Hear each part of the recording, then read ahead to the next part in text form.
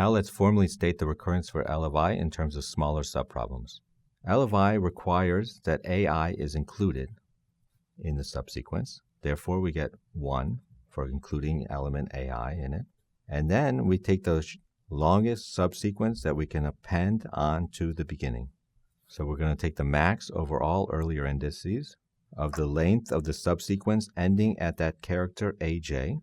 Now that earlier subsequence allows us to append AI onto the end of it only if AJ is strictly smaller than AI. So you only want to consider J's where AJ is strictly smaller than AI, and then we can take that earlier subsequence ending at AJ and append AI onto the end of it.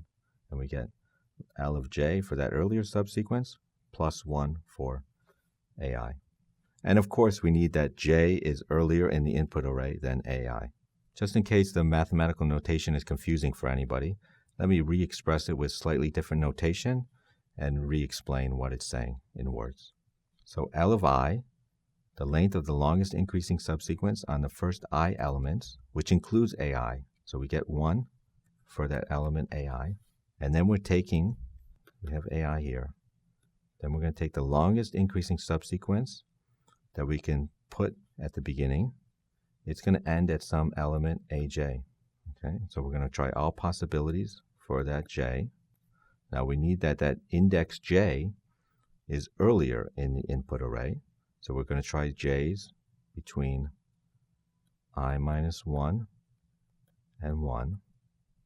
And we only want to try J's where AJ is strictly smaller than AI.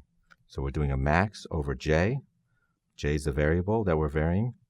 We're trying J's where it's between 1 and I minus 1, and such that AJ is strictly smaller than AI. And we're taking the value L of J. Finally, we have our subproblem definition, and we have our recursive relation that these subproblems satisfy. Now it'll be straightforward to detail our dynamic programming algorithm.